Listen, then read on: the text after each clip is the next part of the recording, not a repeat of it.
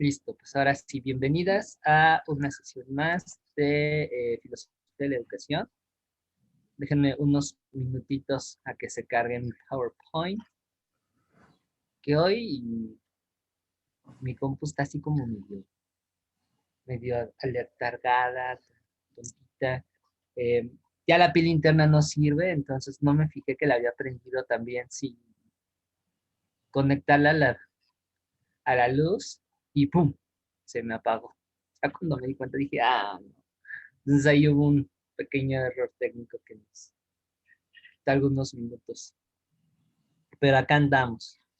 La verdad es que la sesión de hoy es una de las clases que más voy a disfrutar. No sé si es porque viene mucha historia de por medio y más los griegos. Entonces,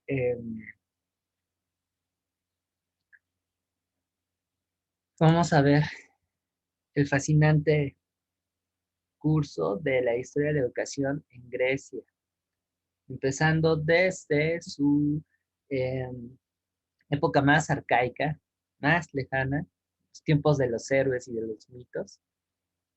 Qué bonito. Hasta, bueno, la última etapa histórica, que va a ser el periodo helenístico, que también es muy bueno. Nada más que yo no llegué hasta ahí porque mi lectura no la abarcó. Me quedé en Esparta y Atenas, que pues me hizo recordar muchas cosas. No sé, creo que ha sido de las lecturas que más me emocionó. Y de las más amables, por cierto, hasta la fecha, ¿eh? Ahí a Bagnano resultó ser más tranquilo. Y el otro, pues también está lindo. Está lindo. Lo que voy a intentar hacer, en la medida de lo posible, es no cargarme tanto hacia lo histórico, lo cual va a representar un reto para mí porque yo soy historiador, entonces ahí inconscientemente podría ir hacia allá, pero me voy a centrar, voy a hacer algo que nunca he realizado hasta el momento, que es poner en el meollo del asunto la cuestión de la filosofía. ¿Sale? Porque, como se habrán dado cuenta, cada corriente educativa, cada etapa histórica de la educación plantea formar un tipo específico de individuo. Y esto, por supuesto, que involucra también la aplicación de una serie de preceptos filosóficos. ¿Vale? Así es que cuando veas que me cargue mucho a la historia, Pavel, ahí llévame al buen camino, por favor. Tú que eres más filósofo que pedagogo y mucho mejor que yo en esto de la filosofía, entonces. No, es que, híjole, como que es medio imposible, ¿no? Digo, no sé cómo sintieron ustedes, Tere, irse las lecturas, pero, o sea, inevitablemente te terminaban llevando hacia pensar en, no sé, Aquiles, Hércules, Perseo y así, ¿no? Entonces, no te preocupes, seguramente yo también voy a hacer lo mismo. Sí, voy a tratar de enfocarme a lo educativo, pero lo más seguro es que también me cargue un poco a la historia, aunque pues tampoco soy un especialista o lo estudié como tú. Entonces, vamos a tratar de enfocarnos los dos. Vale, entonces yo voy siendo como el director de la orquesta y tú me vas complementando junto con las chicas. Es que está bien bonito, la verdad es que ya hasta me dieron ganas ahí de proponerme como profesor de historia de la educación. Hacía mucho que no me emocionaba así con un tema, de verdad. Y eso que en donde chambeo, pues toco contenidos que me gustan mucho, que me tienen enamorado, pero volver a la antigüedad, algo muy lindo. Así es que gracias, chicas. Gracias por hacerme reencontrar con uno de mis viejos amores. Bien, confírmenme por favor si ya se puede ver Sí, ya se ve. la presentation. Y entonces, oye, Ya Pavel, se ve. no, ya ahí sí no quedamos. Gracias. ¿Quieres que también después comparta la opción de que puedas presentar tu pantalla o nos seguimos con lo que yo preparé. Sí, también tengo mi presentación. Entonces, ya yo te digo, pero pues ya ves que tengo que entrar con mi celular porque si comparto con mi computadora me pasmo. Nada más. Ok, bye. Ahí me avisas. Sale. Sí, ¿Sale? sí, tú adelante, adelante. Bien. Pues. Bueno, pues vamos a comenzar. A manera de introducción, pues la lectura y en general los modelos educativos o la idea de educación que vemos en la antigua Grecia, pues van a ser un reflejo, y eso es algo muy lindo, de las diferentes dinámicas y procesos que incidieron en la historia de este pueblo. Y esto es algo que no debemos de perder de vista y es un tip para materias que van en términos de mezclar la educación con la sociedad. No perder de vista que la educación va a ser influida por el contexto histórico de la sociedad a la que estamos estudiando y que también responde a una serie de necesidades, es decir, contra lo que a veces solemos pensar en el que la educación se desvincula del contexto en el que estamos viviendo, no, al contrario, es hija de lo que en ese momento estamos enfrentando. Y creo yo que esta es una de las primeras lecciones que nos deja el tema, ¿sale?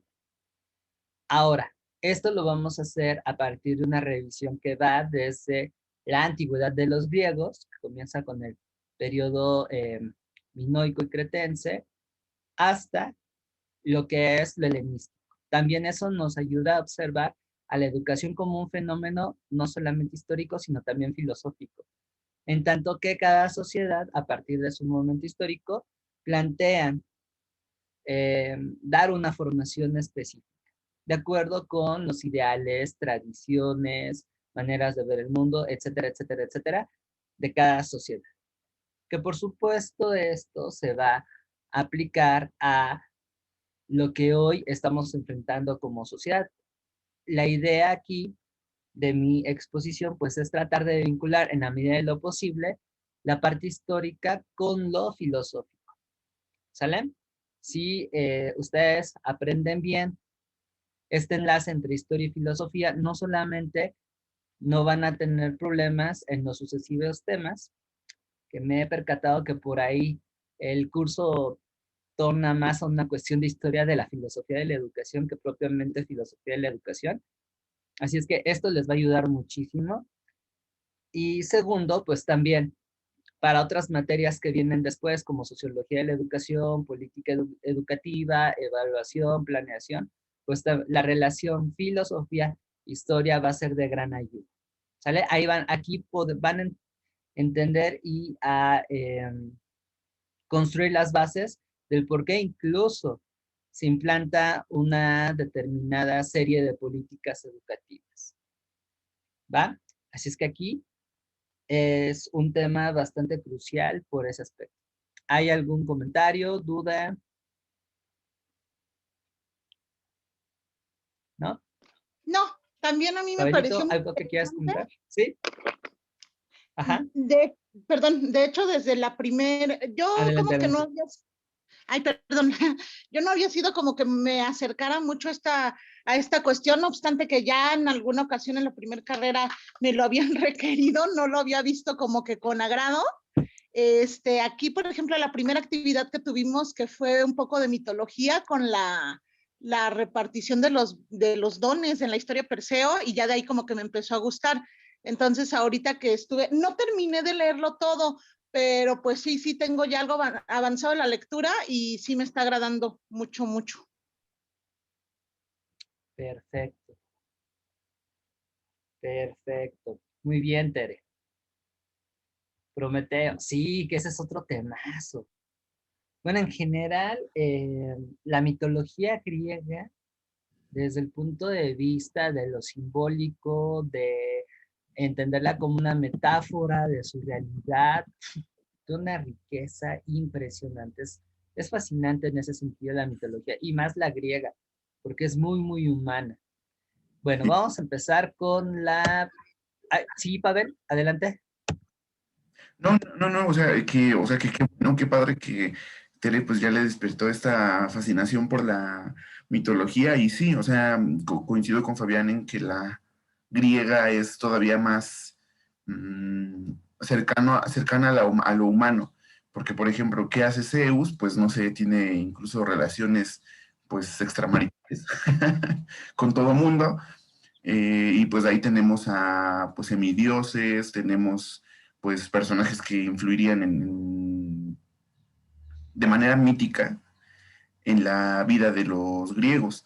Tan así que pues bueno, ahí en algún momento lo vieron y lo volverán a ver, que es la educación caballeresca, en fin, hay muchas cosas. Y a mí lo que me gusta muchísimo de Prometeo es la relación que tiene incluso, por ejemplo, con Lucifer, ¿no? Con el que Ujú. luz, el que porta el conocimiento, ¿no? Y también por darle el conocimiento a la humanidad sería castigado. Entonces, hay muchas similitudes entre los mitos griegos, los mitos nórdicos, los mitos asiáticos, respecto a cómo se concibe el conocimiento, ¿no?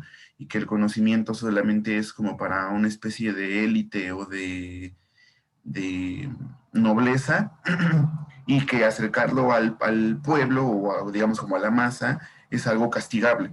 Entonces, bueno, la verdad es bien, bien interesante. Y ya, o sea, igual podría seguirme con mitología que sin duda tiene un carácter educativo y un carácter filosófico. Y ya, continúa. Gracias, gracias. Bueno, pues vamos a empezar en lo que sería la segunda etapa de la historia de la Grecia antigua. Em, los periodos históricos de esta civilización van a ser 5, lo que es la etapa minoica cretense, que es, digamos, el surgimiento de una civilización originaria en lo que es Grecia, Mediterráneo Oriental. Posteriormente, alrededor de 1400 antes de nuestra era, cuando el bronce comienza a ser ocupado como una materia prima indispensable para la forjación de herramientas y armas, pues viene la civilización micénica, en donde vamos a contextualizar, por ejemplo, el desarrollo de la guerra de Troya, y en donde se comienzan a combinar los elementos que van a dar pie a la cultura griega. Y en esta etapa, que es la civilización minoica, vamos a centrarnos en cómo fue desarrollada la educación. ¿Sale? Antes vamos a tomar algunos elementos históricos para entender el rollo. Quienes van a ser los protagonistas de esta civilización va a ser un pueblo que viene de lo que es el interior del Asia Central, los aqueos, que étnicamente van a ser considerados como indoeuropeos. Los pueblos indoeuropeos son una serie de comunidades que vienen del centro de Asia y las estepas rusas, y que en paulatinas migraciones van a habitar lo que es el Oriente Medio y prácticamente toda Europa. ¿Sale? De ahí se desprenden posteriormente otros pueblos que van a ser eh, cruciales en la historia antigua, ¿no? Entonces vienen estas comunidades, van a enfrentarse con los restos de la civilización cretense, las cuales pues van a ser no solamente vencidas, sino integradas a esos nuevos parámetros. Y bueno, más o menos la etapa de este pueblo se va a desarrollar entre el 1650 y el 1125 antes de nuestra era. Aquí vamos a tener como ciudad principal a Micenas, que va a ser el centro político y cultural de los aqueos. ¿Sale? Aquí vamos a empezar a ver los primeros elementos que van a distinguir a la civilización griega. Es decir, la construcción de una ciudad que va a estar constatada de dos partes, la Acrópolis, que es, digamos, un, un territorio alto al interior de la urbe que va a estar amurallada, y la ciudad baja, que podría decirse que son los barrios. Esa de alguna forma va a ser la lógica arquitectónica que van a retomar las polis griegas. ¿Sale? Entonces estamos ante una época en donde se van a organizar en pequeños reinos que nos van a recordar un poquito a estos estados que van a surgir después de la caída del Imperio Romano, es decir, territorios dominados por un rey guerrero que van a estar en constante conflicto, Les digo, como evento histórico más famoso de la época, pues tenemos la Guerra de Troya, de la que mucho tiempo después va a hablar un poeta muy famoso que va a ser considerado como uno de los educadores de la antigüedad, Homero. Vamos a ver más adelante que en la Ilíada y en la Odisea vienen varios preceptos e ideales educativos que no solamente van a permear a los griegos, sino que van a ser retomados por los romanos y, digamos, adaptados, también van a estar presentes dentro de la formación educativa que se va a dar en la Edad Media y por supuesto que va a resurgir en el Renacimiento, en la Ilustración y durante mucho tiempo Homero va a ser una figura clave en la cultura occidental.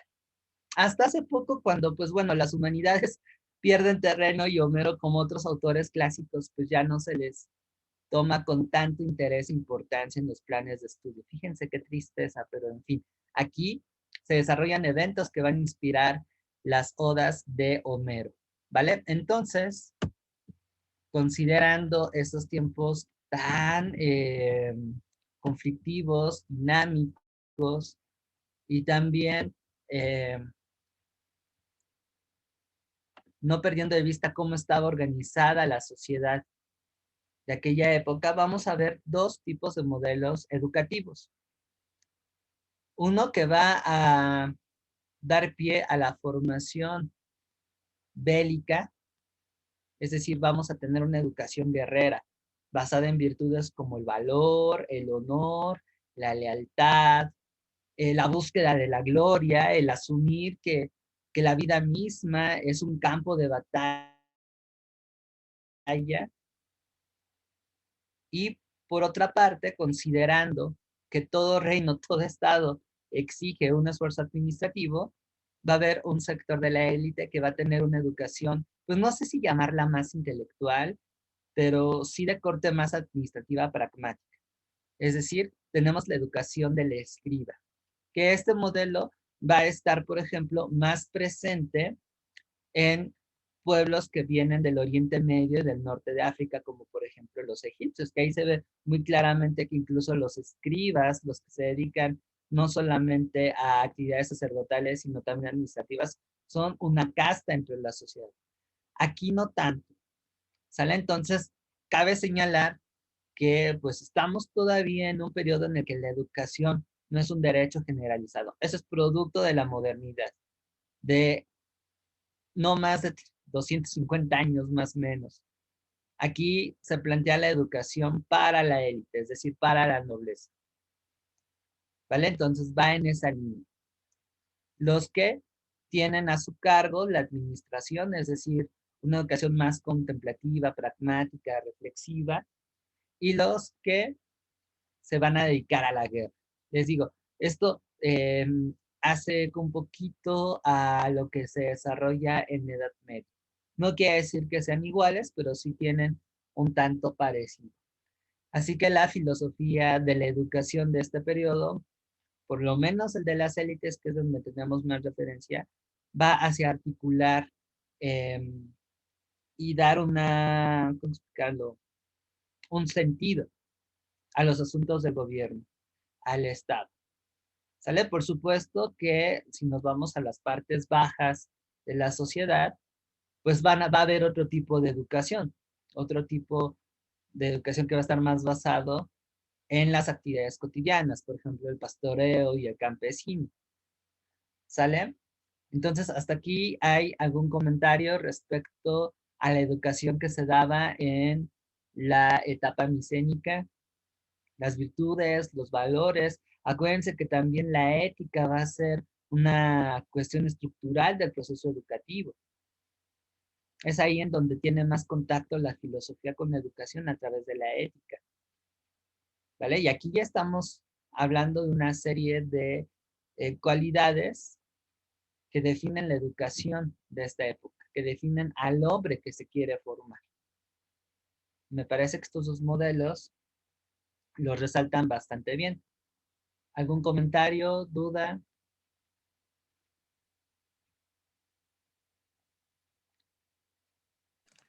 Tere, tienes bloqueado el micrófono. El micrófono, Perdón, Tere. ya. Esta que mencionas del desarrollo de aqueos, etcétera, ¿es lo que la lectura va a relacionar con el desarrollo de la sociedad feudal? Más o menos, sí. Sí, Es que tiene características, pero, o sea, propiamente la edad feudal pasaría mucho, mucho tiempo después. mucho tiempo después. Ajá, o sea, tiene características de una especie de señorío feudal, pero no como tal, porque no existían, como tipo reinos o tipo, bueno, no Si es no que, eran feudos como tales. ajá, O sea, si eran relaciones de lealtad similares a los vínculos de vasallaje que habían entre los diferentes nobles con el rey exacto. durante la Edad Media, pero no quiere decir que sean iguales. Ahí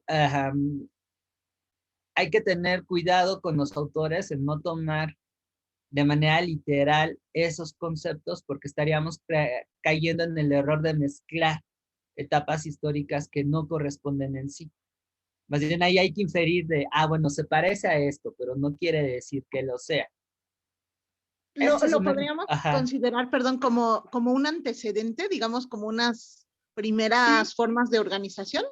sí, sí, Ok. parecías al feudo, sí, sí, Sí, porque incluso hasta podríamos hablar de una especie como de retraso, ¿no? En la época ya medieval, donde se dejaría de lado la democracia participativa de la Atenas helénica, em, para cederle absolutamente el poder a lo mítico, a lo divino, ¿no? O sea, a la raza seleccionada por Dios para gobernar. Entonces, sí es interesante, sí, es un precedente para la organización feudal, claro que sí. exacto, bien. Por ahí, Ilse, ¿algún comentario? ¿Cómo vamos? ¿No? ¿Todo bien? ¿Sí? Pavel, ¿algo que quieras agregar? No, es que, por ejemplo, yo te escucho y ahora sí que como lo que mencionó Tere hace un ratito de lo de Prometeo, es que en esta época, o sea, la gente vivía como en una especie de aventura fantasiosa, ¿no? Porque convivían con los semidioses, convivían con la educación griega, por ejemplo, Ares, le rezaban a Festo, le rendían culto pues, a la misma Atena. Entonces, sin duda se vería esta amalgama de la educación guerrera con la contemplativa, con un aspecto a lo mejor más intelectual. Entonces, híjole, es maravilloso leer la mitología griega. Entonces, no, creo que solo eso. Sí, dicen ah, algunos antropólogos, no sé, no recuerdo bien el nombre, pero uno de ellos es Malinowski. Me parece que tiene razón. También por ahí Levi Strauss. Esos cuates plantean que la religión, que en este momento es algo nodal en la vida de estos individuos, pues no son más que el eco y el reflejo de lo que vivía la sociedad en ese momento, así como también algunas proyecciones e ideales. O sea que en este caso, y es algo muy lindo de la historia antigua, y por supuesto que nos lleva a ver a la mitología de otra manera, que todos esos relatos son narrativas con las cuales estas sociedades generan proyecciones. No solamente son una forma de entender la realidad, sino son sus propias proyecciones. Ya en ese sentido, el discurso, ¿me llaman? Mítico religioso, es fascinante porque lo puedes ocupar como una manera como una comunidad entiende su realidad. Y bueno, en este caso que estamos hablando de cómo se educan a las personas, pues también el perfil que se pretendía formar en los individuos. Creo que ahí es en donde se ve más directa la relación filosofía con pedagogía. ¿Sale? No es porque se les ocurriera, hablemos de Ares, ¿no? O sea, Ares, ¿qué representa en este caso para los griegos? ¿Qué virtudes se quiere expresar? Es como, de cierto modo, ya en actualidad con sus distancias, materias como formación cívica y ética, los ponen en los modelos educativos. No nos aburren con los valores o con la constitución, o con la historia de México, nada más para aprendernos fechas y datos, sino que tiene ahí una función social muy importante, en tanto que nos dan modelos que técnicamente nos llevan a educarnos como buenos ciudadanos, ¿no? Agarrar las virtudes, no sé, del padrecito hippie que era Miguel Hidalgo, o esta lealtad a la patria, como nuestro escuadrón suicida que eran los niños héroes, ¿no? O sea, esos mitos hasta, o leyendas que recupera la historia nacional, en ese sentido tiene un impacto educativo. O sea, fíjense, aunque estamos en una educación laica, algo que se viene gestando desde la antigüedad se sigue retomando. Nada más hacemos ahí una pequeña sustitución. Dejamos de hablar de los dioses, de santos o de Dios, y eso es muy lindo lo que nos brinda la historia de la educación. Y ahora, pues vamos a hablar de ciertos personajes que aparentemente son un ejemplo a seguir. Lindo ahí. Bueno, vamos a pasar al siguiente punto. Aquí nos vamos a algo bien padre. Lástima que tuve una semana muy pesada, pero traten de, en la medida de lo posible, darse un tiempo. No sé si por ahí se los pasé ya en PDF, si no, ahorita se los mando. Un libro que se llama Vivir con los antiguos, con Sócrates y todo lo demás. Es de uno de los divulgadores de la filosofía que más me gustan. Creo que también a Pavel, Roger Paul Droid. Y bueno, ahí, por ejemplo, tiene un apartado sobre Homero que se conecta directamente con el rollo de la educación.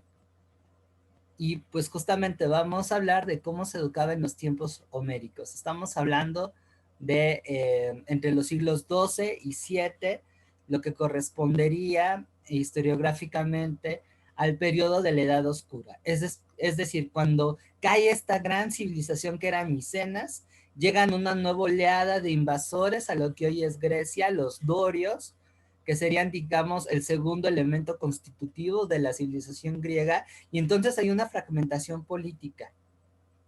Vamos a observar que es el periodo en donde más se refuerza esta etapa heroica, en donde el modelo a seguir es estos perfiles que se muestran en la Ilíada y en la Odisea. Si no han tenido oportunidad de leer esas obras, no se lo pierdan. Son una maravilla, son una chulada. Son de esos libros que, bien entendidos, lástima que ahí nuestro sistema educativo mate el interés al ponerlos a forciori, pero es un libro son libros que te llegan a inspirar, que te llevan a emocionar. Y ya en el caso, por ejemplo, de la educación, tenemos un cambio. No solamente es educar para los madrazos o para gestionar el gobierno. Implica ya otras cosas. No, bueno, a mí también. O sea, creo que es de esas obras de la literatura universal que te hacen saltar de emoción. No sé, tuve yo la fortuna de tener buenos profes de élite en la primaria y en la secundaria, y bueno, mi abuelita había una colección que se llamaba Tesoros de la Juventud, que era una enciclopedia monumental, y por ahí también tenía otra enciclopedia en donde venía la Ilíada, la Odisea. Me acuerdo que también en esa colección venían los 9 libros de la historia, y yo a los 9, 10 años me aventuraba a leer esas madres. Y tuve la fortuna de que mi profe de aquella época no supo orientar, entonces, lejos de quedar traumado porque, está bien pesada esta cosa, no, imagínense un niño de 9, 10 años imaginándose los viajes de Odiseo, o cómo Herodoto en los 9 libros de la historia te relataba la batalla entre persas y griegos. No, a mí me hizo, ponían los españoles, flipar. Creo que ahí fue algo crucial por el cual me decanté hacia las humanidades, específicamente la historia. Y es algo que todavía me emociona. Creo que eso es algo muy lindo. Y parte de ello es lo que te cuentan de cómo se daba. Por ejemplo, en el caso de la educación, les digo, aquí va a haber un cambio. Aquí va a ampliarse. No nada más es madrazos a lo bruto, sino que el ser humano tenía que ir más allá. Entonces, si leemos con ojos de pedagogos estos dos textos que son fascinantes, vamos a observar que el perfil de esta educación de tinte heroico va a incorporar cosas nuevas. Por ejemplo, la oratoria, la música, o sea, no estamos formando gente que se especializa a dar golpes a diestra y siniestra y ya, sino que están exigiendo otro tipo de habilidades, otro tipo de virtudes. Y algo que a mí me encanta, que creo yo que hace falta en la actualidad, es que en el sentido ético hay tres cosas. Y los héroes que aparecen en la Ilíada y la Odisea lo marcan bastante bien. Y es una triple ética. Aquí ya vamos a ver más abierto el vínculo de la educación con la filosofía, con el pensamiento. Estamos hablando del honor. Ahí les digo, con ojos de pedagogo, léanse la Ilíada y como ejemplos de esa ética tienen a Héctor, que en lo personal es uno de mis personajes preferidos de ese poema. Otro tanto sucede con Aquiles, aunque es medio intempestuoso y por eso lo matan. Bueno, ya les spoilé ahí una parte. Si les gusta Juego de Tronos, rífense por favor la Ilíada y la Odisea. No, no se van a decepcionar. Pero Aquiles también tiene esa cuestión del honor. Se exalta mucho esta cuestión de asumir que la vida es un conflicto, pero que tienes que tener el valor para enfrentarla, no importando si incluso tu destino es funesto. Otra vez, Héctor, el domador de caballos, son una persona que está consagrada a defender su ciudad y que cuando sabe que le toca su hora porque se tiene que enfrentar a Aquiles, lejos de darle la vuelta y decir no, ni madres, paso, va, se presenta y se aventa un buen tiro con este señor, aún sabiendo que va a morir. Tenemos la cordura, por ejemplo, que eso ahí también lo va a representar el mismo Ulises, la Odisea, que lástima que no tengo tanto tiempo en donde trabajo para exponerles la Odisea y la Iliada a mis aspirantes al examen de la UNAM para que pues agarren más valor para enfrentarse a esta prueba. Sería genial ocupar de esa manera la historia y en específico la antigüedad. Y además la astucia. Odiseo en ese sentido es quien más resalta eso. Y eso se plantea mucho también en la Odisea, cómo este señor le mete inteligencia, le mete creatividad, imaginación para poder enfrentar los desafíos que tiene que encarar, pero además para sacarlos. El caballo de Troya es un ejemplo de ello. Sin la astucia, sin la creatividad, sin la mesura de Ulises, quizá no se habría conquistado la ciudad. El caballo fue obra de Ulises. Cuando me acuerdo bien de esta etapa en la que van navegando hacia su tierra, no sé en qué momento Ulises tiene una bronca con Poseidón y Poseidón hace que las sirenas ahí estén chingue, chingue, chingue a la tripulación de Ulises y él se pone, hace que sus tripulantes se pongan cera en los oídos y se amarren a los palos del barco para que no caigan bajo el influjo de la sirena. También cuando se enfrentan en una isla a un cíclope que tenía por costumbre devorar humanos y ovejas, igual con astucia, conociendo al enemigo, es como le da vuelta. Entonces es parte de ese modelo educativo, reitero, no nada más son guamazos a lo loco o tener esta educación netamente monacal, sino aprender a ocupar la creatividad, la imaginación, pero también asumir que la vida es un conflicto. Les voy a pasar ese libro y cuando puedan, léanse ese primer capítulo que se llama justamente eso, ¿no? Asumir la vida como un conflicto. Y este francés pone a Homero como ese caso, ¿no? Y bueno, va a ser algo tan importante que va a dejar una huella en la posteridad. Les digo, durante mucho, mucho tiempo, esta idea de hombre que es bueno para los guamazos, pero al mismo tiempo ingenioso y que no traiciona su honor, van a ser como el ideal educativo, no solamente para Grecia, sino para Roma, y bueno, ya siendo un poco más extensivos, les digo, hasta la ilustración. Ya para el siglo XIX y con la llegada del capitalismo industrial, pues las cosas van a cambiar. No es el único pueblo en donde tenemos, por ejemplo, también la exaltación de estas virtudes y de este código ético. Si vamos más amplios, si tenemos márgenes más amplios, sociedades como la japonesa, sobre todo en la época de los samuráis, y en el Calmeca Azteca van a tener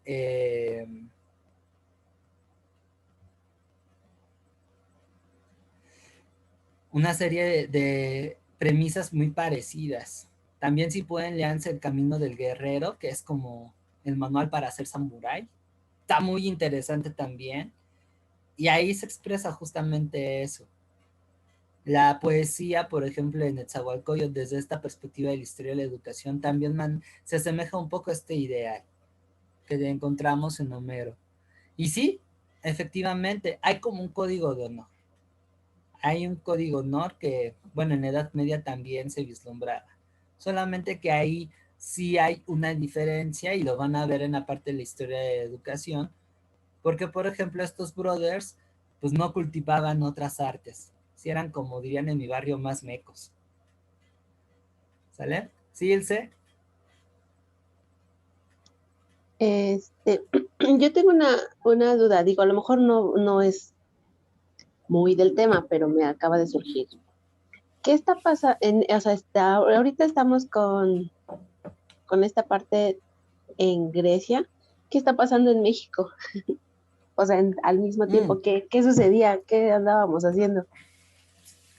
¿Qué onda? Pues mira, en esta época estamos en un periodo de historia que se conoce como preclásico, que se va a caracterizar por desarrollarse el origen de la civilización mesoamericana.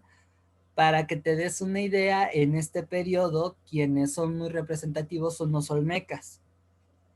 Entonces, mientras que en Grecia están con este rollo de, sí, escribamos sobre un tal Aquiles que se la rifaba, pero que murió por un flechazo en el talón, porque ahí se les olvidó cubrirlo de este río que daba la inmortalidad. Acá teníamos un pueblo que estaba en el sur de Veracruz y de Tabasco, que hacía cosas impresionantes, cabezas monumentales. Imagínense una selfie así, que eran selfies de piedra de 3 metros. Y en donde se comenzaba, por ejemplo, a desarrollar el culto a lo que es la serpiente emplumada, que en esa época se asemeja como a un dragón, que es más bien la mezcla del cielo con la tierra. Se comenzaban a desarrollar, por ejemplo, la técnica del talud y tablero, que va a ser muy característica en las posteriores culturas mesoamericanas. Y por supuesto que la explotación del maíz. O sea, mientras allá estaban en ese cotorreo, aquí creo que ya empezaban a inventar la tortilla. Órale, ese dato no me lo sabía. Gracias. Es que sí me De da nada. mucha curiosidad el leer toda esta parte, pues, del otro lado del mundo y pues no sé, solo se me ocurre, y nosotros, ¿qué estábamos haciendo? No, y está bien, está bien. Eso, por ejemplo, no sé si te acuerdas de los cursos de historia que tuvimos, te hace ver de manera más abierta lo que es el tiempo histórico y la parte del espacio. O sea, no todos los pueblos, y esa es una mala enseñanza de la historia, una mala aprendizaje de la historia, no todos los pueblos siguen con ese mismo ritmo camino. Hay diferentes condiciones que hacen que tengan, y eso es algo maravilloso, un desarrollo diferente.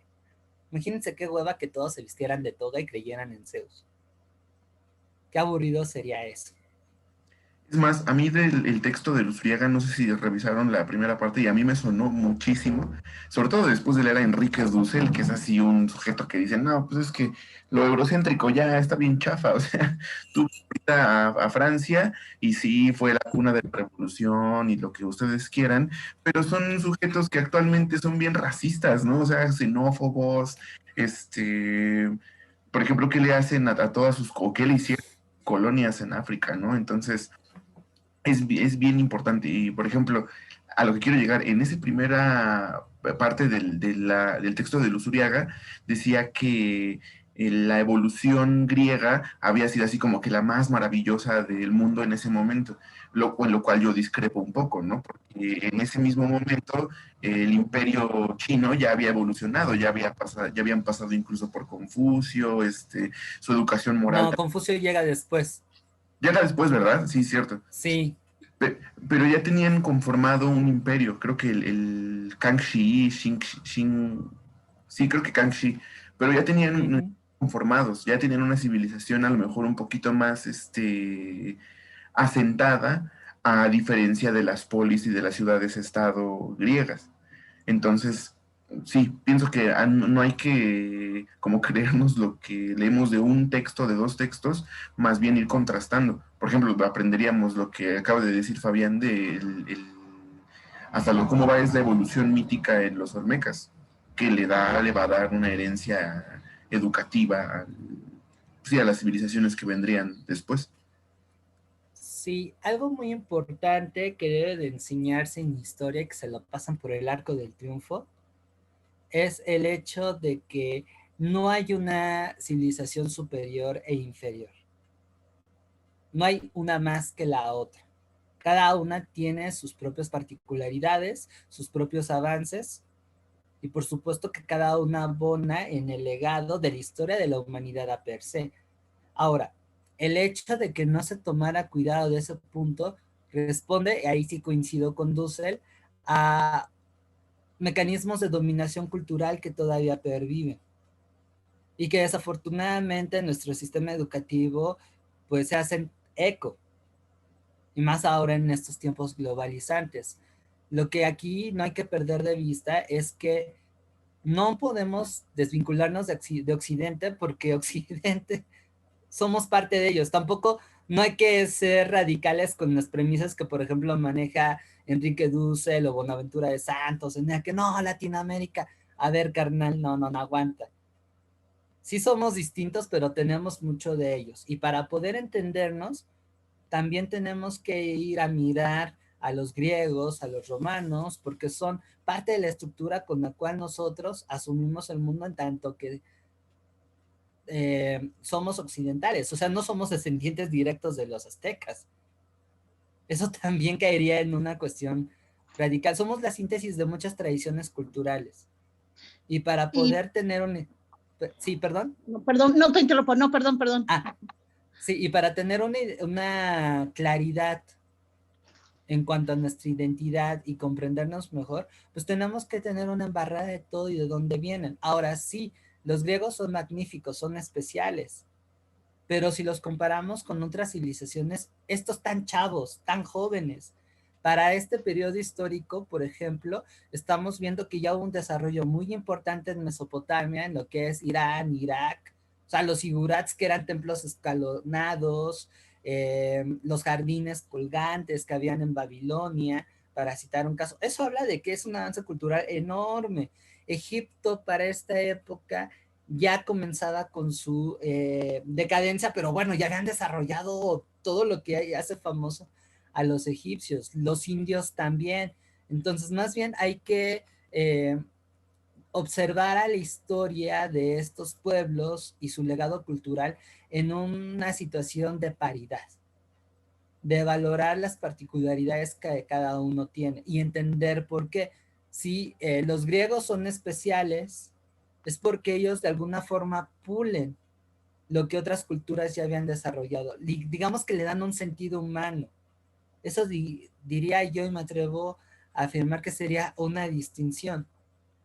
Pero la cultura grecolatina no es mejor que las demás, no es más avanzada que las demás. Y se los dice alguien que es fan de la cultura grecolatina. Pero si lo comparamos con otras, no se quedan atrás. Esas también tienen lo suyo. Entonces, parte de estos temas, y es lo que me gusta de las humanidades, es una invitación a replantear nuestro mundo, a replantear cómo asumimos la historia, cómo entendemos nuestra cultura. Y son retos, porque eso implica romper con cadenas con las que nos formaron nuestros padres, la escuela, y bueno, ahorita que están en la universidad, la misma universidad, desde tiempos inmemoriales. Pero es un desafío saludable que hay que encarar para poder trascender, digamos, esas limitantes. Si no, pues estaríamos reproduciendo este famoso colonialismo cultural. Pero en fin, eso ya es harina de otro costal. Venga, Tere. Perdón, es que andamos aquí espantando un gato. No te preocupes. Ahorita que comentaban esta situación pues de que si no era una descendencia directa, pero que teníamos esa influencia de Occidente, yo lo podría ver o yo lo podría aportar en la cuestión jurídica. La tradición jurídica que nosotros tenemos es la romano-germánica. A la fecha seguimos utilizando definiciones que se utilizaban en aquellos tiempos. La idea que tenemos del matrimonio, del parentesco, del patrimonio, etcétera, o sea, no se ha modificado, no la estamos utilizando en línea directa todavía en nuestros tiempos. Sí, exacto. La organización política, ¿no? O sea, bueno, ahora La ya... democracia, ¿no? La Exacto. idea de democracia que vamos a ver ahorita, yo supongo más adelante, etcétera, digo, son aportaciones que nosotros tomamos, pues sí, de manera literal y que a la fecha, pues sin grandes modificaciones, seguimos teniendo en práctica. Ujú. Y que todavía pervivirían hasta durante el Renacimiento, ¿no? De lo que llamaría Maquiavelo los príncipes, o bueno, los principados, Ujú. características que debía tener un gobernante, en fin. Sí, sí, es muy interesante. Sí, por eso les digo, es inevitable no desvincularnos de estas tradiciones culturales. Más bien aquí la clave, y un poco conectando con lo que comentaba Ilse, es ampliarlo con esas otras vertientes para entender quiénes somos. He ahí una de las misiones de las humanidades en sociedades como la mexicana. No decir, vienes de aztecas y de españoles, como durante mucho tiempo se asumió, ¿no? Maldito Vasconcelos. Sino que, oye, espérate, tienes por ahí también influencia africana, ¿no? Y pues los indígenas no son solamente aztecas, no son romanos versión taparrabos y con lanzas de piedra, porque así los llegaban incluso a asumir, o sea, el arquetipo del romano prácticamente era copia y pega y órale, ahí tienes los aztecas. Y eso se ve hasta en los dibujos, ¿no? Sino que estamos hablando de una diversidad cultural enorme. Ándale, y bueno, Sí, lo un que... ejemplo en donde vemos, sí, en donde vemos todo eso es en el mestizaje étnico del cual derivamos. Espero que nos retomen cuando vean historia de la educación y de educación en México para tocar esos temas más a fondo. Es que es Son muy bien divertidos. importante, no, y es bien importante, o sea, porque ¿cómo se replicaría incluso de que los nobles que se aliaron a los conquistadores mantendrían su posición, ¿no? Y además también serían educados como si fueran criollos, güey. O sea, eso está bien cañón. Y mientras que digamos, el grueso de la población serían prácticamente, pues, esclavos, vasallos, ¿no? Es bien interesante. Ujú. No hay una educación tal, Sí, sino un adoctrinamiento no nada más religioso, sino eh, como conductual. exacto. Y ahí vemos una de las misiones de la educación en sí, y era lo que les comentaba en la parte anterior, que los procesos formativos tienen también el objetivo de integrar al individuo a un orden establecido, con la implementación de modelos y o ejemplos a seguir. Bueno, y hablando de ejemplos a seguir, por si no los conocían, aquí les presento a los dos protagonistas de la Ilíada y la Odisea. Aquiles, que por cierto en la película de Hollywood va a estar protagonizado, o mejor dicho, encarnado por Brad Pitt. Ahí sí les gustan los güeritos de ojos verdes, se van a echar un taco de ojo con el Brad Pitt.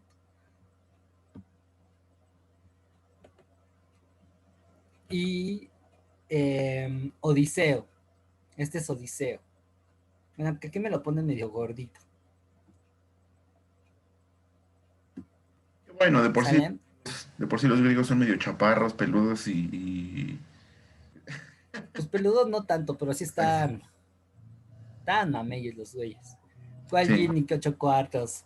Levántame una piedra de mármol de 50 kilos y con ese haz tus Sí. ejercicios. ¿Va? Estos son los dos modelos, los dos perfiles que buscaba exaltar la Odisea y la Ilíada. Miren qué bonito. Ingenio, astucia, honor. Bueno, vamos a ver un cambio en la época arcaica. Aquí la situación se pone más interesante. Vamos a ver que la sociedad griega, los griegos, van a tener un cambio. Era lo que ustedes comentaban. Es una etapa en la que se feudaliza aún más la organización política de la antigua Grecia, solamente que aquí, digamos, el grupo que va a dominar va a ser la aristocracia, es decir, los descendientes de estas familias nobles. Va a pasar una mejor vida la etapa de estos reyes guerreros, de estos reyes heroicos. Y se van a instalar lo que se conoce como la aristocracia o la oligarquía, es decir, el gobierno de unos cuantos. También es un periodo muy interesante porque debido a el aumento demográfico que vive la antigua Grecia, varias de estas ciudades van a mandar expediciones para fundar colonias. Y esas colonias posteriormente se van a volver ciudades. Ahora, a diferencia de un proceso de colonización, por ejemplo, lo que hicieron los españoles con América, aquí se van a formar entidades políticas independientes. Hagan de cuenta, Atenas va a mandar a un grupo de su población que ya no puede mantener. Órale. Ve con Zeus. Y ellos van a navegar a lo largo del Mediterráneo y se van a encontrar en un lugar en el que van a poder fundar una ciudad. Esa ciudad va a ser independiente. Si bien hay un lazo cultural con la metrópoli, no va a haber ningún tipo de vínculo político entre ellas. Va a ser aparte. ¿Sale? Entonces es un periodo muy interesante porque aquí es cuando va a ser todavía más frecuente este contacto cultural que va a tener Grecia con otros pueblos, los egipcios, eh, las civilizaciones del Medio Oriente. Por ejemplo, aquí estaba el imperio, en esta época estamos hablando del imperio asirio y posteriormente el imperio neobabilónico. Entonces, los griegos, como niños pequeños, van a empezar a absorberlo todo, pero lo van a adaptar a su postura. Ahora también va a ser un periodo en el que se va a observar en la educación, van a haber algunos cambios, porque al final de la época arcaica se van a empezar a valorar otras virtudes, se va a pretender formar otro tipo de hombres que es el antecedente para, digamos, educar al ciudadano. ¿Sale? Sí, Pavelín. Ay, perdón, es que sí, o sea, no. De hecho, no saben lo emocionado que también me pone este tema, porque, por ejemplo, la posición geográfica privilegiada del Mediterráneo, no saben, o sea, al norte se encuentran, pues, no sé, con lo que ellos llamarían los bárbaros, ¿no? O sea, los, que ahora de actual Dinamarca, Holanda, Noruega, todo esto, ¿no? Hacia Oriente, pues estarían los asirios, persas, Mesopotamia, o sea, un montón de culturas. Y hacia el sur, Egipto, y pues después lo que ya se descubrirían con los pueblos africanos. Entonces, tal cual lo está exponiendo aquí Fabián, la posición en la que después estuvieron, por ejemplo, Pitágoras, Platón, Aristóteles, que pudieron viajar, aprender lenguas, conocer de muchísimas culturas y que después regresarían a implantarla en la propia Atenas, en el caso de Platón y de Aristóteles, en la academia y el liceo, pues sería, o sea, importantísimo precisamente para la explosión cultural y educativa de la Grecia, pues clásica y helénica, ¿no? Porque yo no sé qué tanto en la arcaica hayan viajado tanto, así no tengo tanto conocimiento, Javier. De hecho, sí. Justo esta influencia cultural que hubieron de otros pueblos hacia Grecia fue lo que va a afinar el perfil cultural del mundo heleno. Tal es así que por estas fechas nace la filosofía, justo en el periodo en el que, digamos, inicia la época arcaica, aparece un tal Tales de Mileto, que era matemático, era de Efeso, no, Mileto, perdón, lo que hoy es Turquía, es una ciudad griega que estaba en Turquía. Justo estas ciudades que se fundan a partir de este proceso de migración y de colonización. Entonces, las ciudades que se instalan en lo que hoy es Turquía comienzan a tener un desarrollo más amplio que las de propiamente la Grecia continental. Y es ahí en donde se comienza a curiosear, se comienza a, pues, no estar conformes con las explicaciones que vienen del mitos. Esto no quiere decir que la mitología vaya a morir, sino que nace otra forma de explicar la realidad. Y ahí tienen el nacimiento de la filosofía con Tales. Tales, reitero, no solamente fue filósofo, no fue el primero de los físicos, es decir, que explicaban el origen de las cosas a partir de los elementos naturales que los griegos concebían, tipo Avatar, agua, tierra, fuego. ¿Cuál era el otro? El apeiron, Y pero... aire, el aire.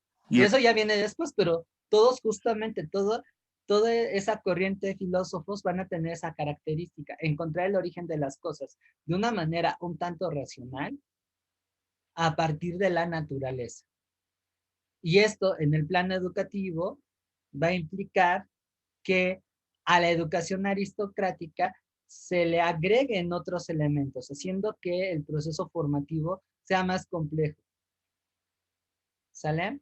Y esto pues es eco de los cambios que está experimentando la sociedad helénica a partir del siglo VII, que va a tener por finalidad sentar las bases que más tarde van a ser recuperadas por espartanos y atenienses para generar esta educación ciudadana. Aquí vamos a tener bases más abiertas y esto lo tenemos otra vez en dos poetas. Uno que es brutal, Hesiodo, a quien sí no he leído es a Píndaro. Él sí no he tenido chance de conocerlo. Esa lectura ya me dejó una tareita, buscar los textos de Píndaro. Pero Hesiodo sí. Él tiene dos textos que son fundamentales y que también desafortunadamente ya no se los enseñan a los chamacos. Uno de ellos es la teogonía, que va a tener por objetivo, y es una tarea monumental, organizar la mitología griega. Hagan de cuenta que es como el Génesis y el Éxodo bíblico, pero en uno solo, el pack. La teogonía. Y el otro, que es donde viene más abierta el perfil educativo que expresa Hesiodo en sus versos, los trabajos y los días. Ahora, aquí hay que entender un poquito al autor. Miren, este señor es Hesiodo.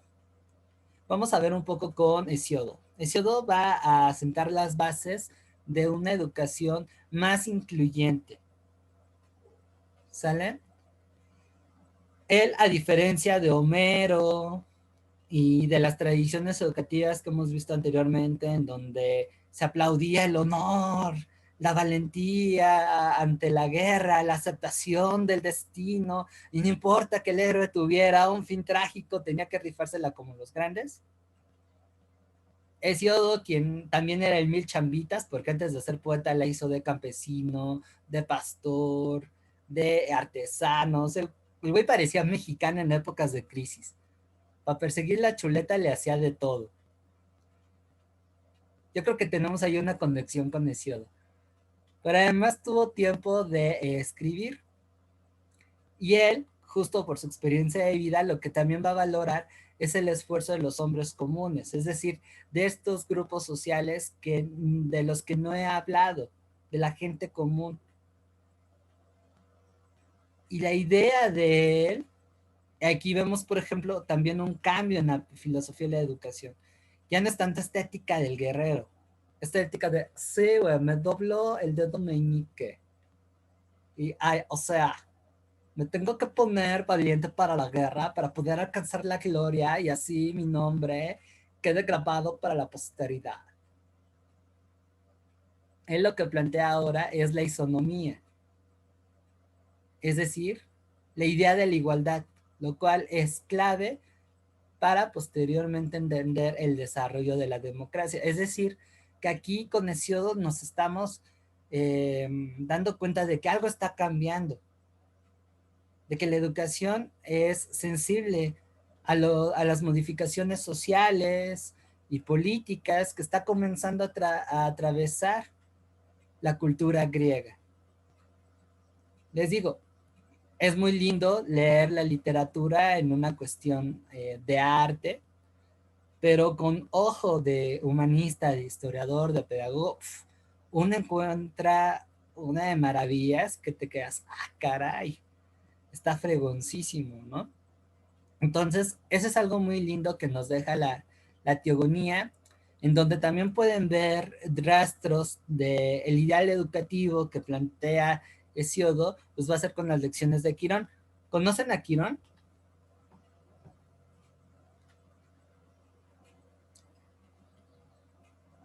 ¿No?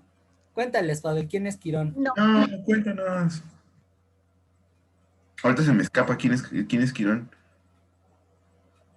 Uy, no me quedes mal, compadre. No, en serio, Bueno, estoy tratando Quirón, de hacer memoria. ok, bueno, Quirón es un personaje mítico, es un centauro Ajá, que exacto. va a representar, digamos, el modelo de maestro. Quirón va a ser mentor de Aquiles. Y él no solamente le va a enseñar las artes de la guerra, sino también le va a enseñar lo que es la medicina, le va a enseñar otros elementos indispensables para que seas un hombre íntegro. Entonces, en las lecciones de Quirón, por ejemplo, Hesiodo hace referencia de, sí, güey, están chidos los madrazos, está padre que te leas la oratoria, que aprendas a tocar la citara, pero hay otras cosas que tienes que aprender. Por ejemplo, arar la tierra. A mí me regañaría, por ejemplo, Quirón. Sí, muy chido la historia, güey, pero a ver, cámbiate un foco. Ahí tronaría, porque no sé, y no me gusta. O sea, ahí Quirón me reprobaría. Sí, Tere. eh, una pregunta. Bueno, es que yo había apuntado, pero no sé si lo tengo entonces equivocado, que el que había sido el maestro de, ¿cómo es? ¿Es Aquiles o es Aquiles? Aquiles. Dile como De quieras, no hay problema. bueno, hablamos del mismo. Aquiles. Había sido Fénix. Que de hecho sí, pero es que a como yo entendí, a como yo lo había leído, Fénix, como que los maestros como que los adoptaban, no se volvían como que sus hijos, porque los guiaban, pues sí, efectivamente, como que en todos los aspectos.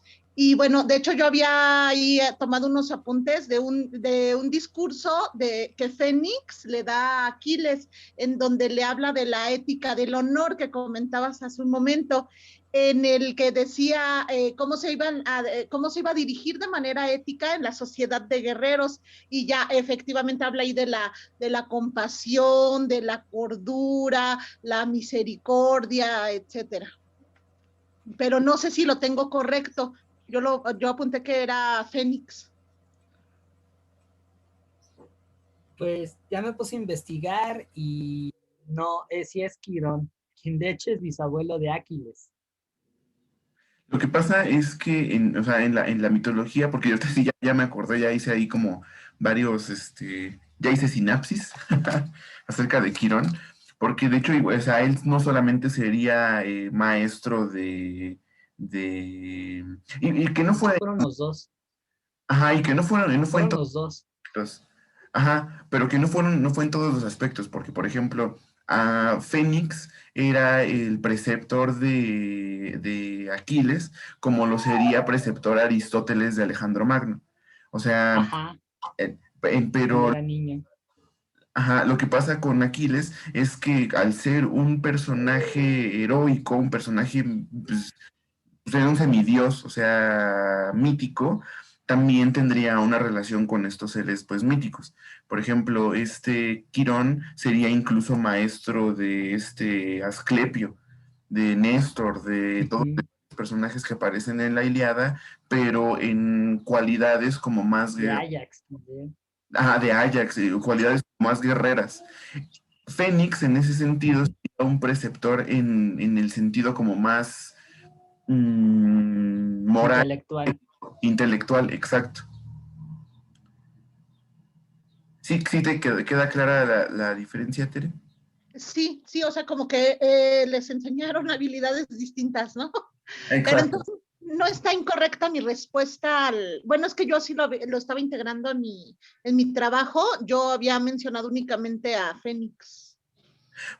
Lo que pasa es que sí podrías incluir a Quirón, digo, a excepción de lo que agregue Fabián, pero, por ejemplo, incluso podrías ahí agregar a otros héroes de la Ilíada o de la Odisea, de los cuales Quirón fue maestro, además en este caso, el preceptor que sería Fénix. Entonces Fénix señaló que lo correcto sería señalar que fue el preceptor. Ajá. Sí. Es que fueron los dos, pero además en distintas etapas. Digamos que Exacto. Fénix fue preceptor de Aquiles cuando él era morro. Ok. Y Ok. Quirón ya lo toma cuando él era adolescente. Pero ambos fueron profes de Aquiles. Ok. Y cada Pero- uno de ellos forma a Aquiles en esa triple ética. Ok. Bueno, muchas gracias. Y nada, fíjate, sí, no me acordaba de Fénix. Sí. Sí, cierto. Y él era también un héroe, que hijo de un rey. Ay, sí, es que no. Es bien bonito todo Estoy esto. en padre. Sí. Bueno, entonces aquí vemos que con Hesiodo se plantea que la educación incluye otras cosas y es más abierta. Pero con Píndaro vamos a tener una educación de carácter conservadora, más elitista. Él dice, o sea, güey, como el trabajo. Lo mejor es, perdón, ya me estoy spoileando lo que sigue. Lo mejor es agarrar las virtudes de la gente bien, güey. Así que bueno, más allá de arar la tierra, que eso lo hace cualquiera, debemos apreciar el deporte, o sea, alcanzar la gloria en las competencias de las Olimpiadas. Y recordemos que seguimos agarrándonos a madrazos los unos con los otros. Entonces es importante mostrarnos valientes. Dato cultural, lo que rescata Nietzsche en su ética y las raíces de su ideal de guerrero viene de esta educación aristocrática. O sea, Nietzsche, bueno, nuestro filósofo salsero y bigotón, va a apañar parte de la educación aristocrática para generar su propia ética, que le va a servir para confrontar al cristianismo. Pero bueno, eso ya es tema de otra reunión. Pero Ese vale la pena bigotón es mencionarlo, la ¿no? onda. Sí, Pero sí, para que sí vayan vale. entendiendo que no hay nada nuevo bajo el sol, que siempre nos remitimos a la antigüedad para fundamentar y esbozar una serie de respuestas hacia preguntas que vienen desde el presente. Además que a Nietzsche le encantaba también la cultura grecolatina. Güey era súper fan de la cultura grecolatina. O sea, filólogo, ¿no? Además de filósofo. Fue filólogo más bien. Filósofo me parece que tal cual nunca lo estudió, pero sí se formó pues, en el conocimiento de todo lo filosófico de su época y todo esto. O Es sea, como el Pavel. Estudió pedagogía, pero está más cargada a la filosofía. ajá, no Porque tengo. Pavel es como la versión mexicana del Nietzsche. Pero no No sé soy, si baile salsa. pero no soy ni fascista ni me gusta como estar ahí dividiendo a la Nietzsche humanidad tampoco. entre. Yo pienso que Nietzsche tampoco. sí era medio. No, era ahí hay que, para eso sirve la historia, para no desvirtuar y Bueno, tergiversar ok, tienes razón, pero lo que decía. lo Pero que... que era mamoncito, sí era mamoncito el güey. Y lo interesante que la verdad bueno, lo que yo quería destacar es que no nada más Nietzsche, tenemos también allá a Voltaire, tenemos a Rousseau, ¿no? Que destacarían entre un ser humano mejor que otro, dependiendo de la formación que tenía, e incluso la cuna en la que se nacía, ¿no? O sea, por La ejemplo, cuestión del aquí, mérito, o sea, ahí se ve la cuestión del mérito. ajá, pero No bueno, como lo entendemos ahora, sino la parte del dominio de sí mismo, ¿no? De la voluntad, ándale. el chopi. Si tú eres dueño de ti mismo y aguantas los madrazos, entonces eres mejor que los demás. Es lo que te Sí, hace ser mejor. No el varo, no la inteligencia, no el talento, sino cómo dominas tu vida y qué tan congruente eres con esos principios. pero bueno, en el caso aquí de Píndaro, pues es lo que es relación absolutamente directa con lo homérico, ¿no? O sea, el héroe, Ujú, ser el mejor, exacto. no nada más ser el mejor en la guerra, sino ser el mejor bailando, ser el mejor cantando, ser el mejor tocando la lira, ser el mejor conquistando mujeres, o sea, ser el mejor en todo, O sea, absolutamente. chéquense nada más esta frase. La resignación es un suicidio cotidiano,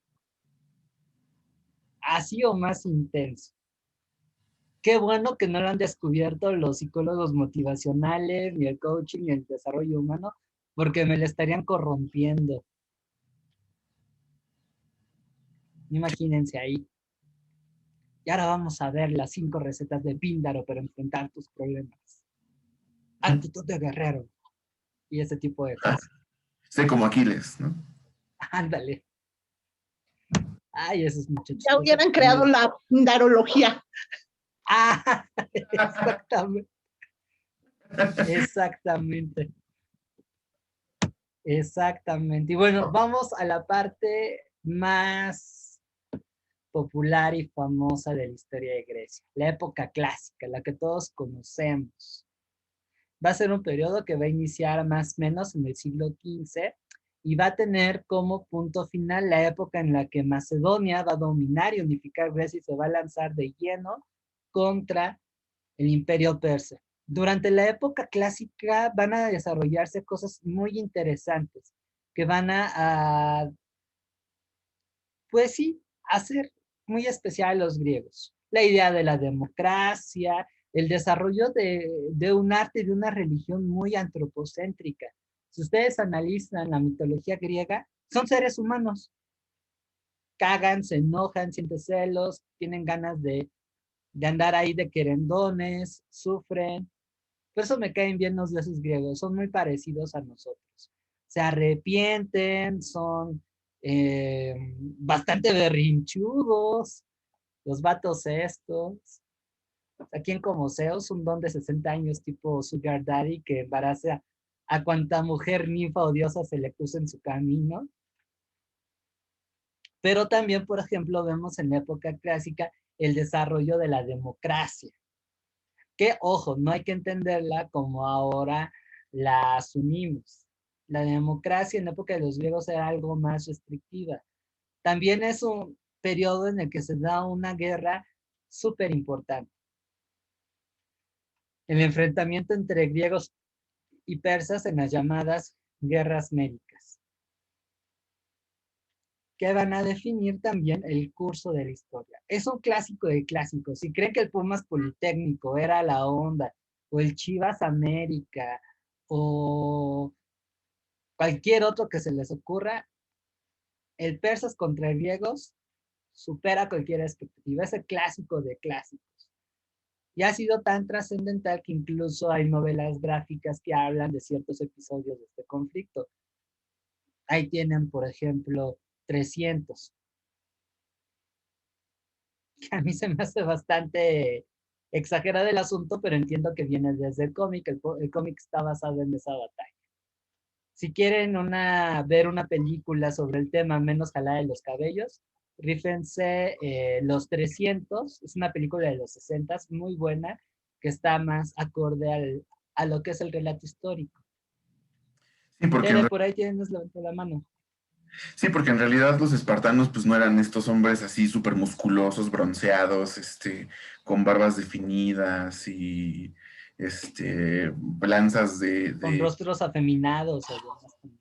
ajá. Que, bueno, en general los griegos sí eran como bastante ahí como remilgosos también con su imagen, ¿no? Pero no, los espartanos menos que cualquier otra, que cualquiera otro variante de los griegos, ¿no? Entonces, sí, coincido con Fabián, es una buena película la de los 300. Además que se Pero echan su entonces la taco nueva de sí está muy exagerada. Sí. Ah, cañón, o sea, esa me rinocerontes de gustaba. guerra. Bueno, para ser honesto, a mí también me gusta, sinceramente, sí me gusta, pues para pasar el rato, ¿no? Para darle ese toque como dramático, hollywoodesco a un evento histórico.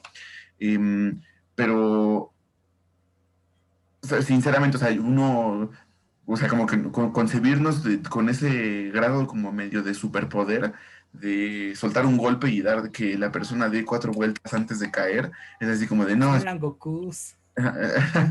sí, eso es un poquito exagerado, pero eso no quita que me guste. O sea, sinceramente sí me gusta la película.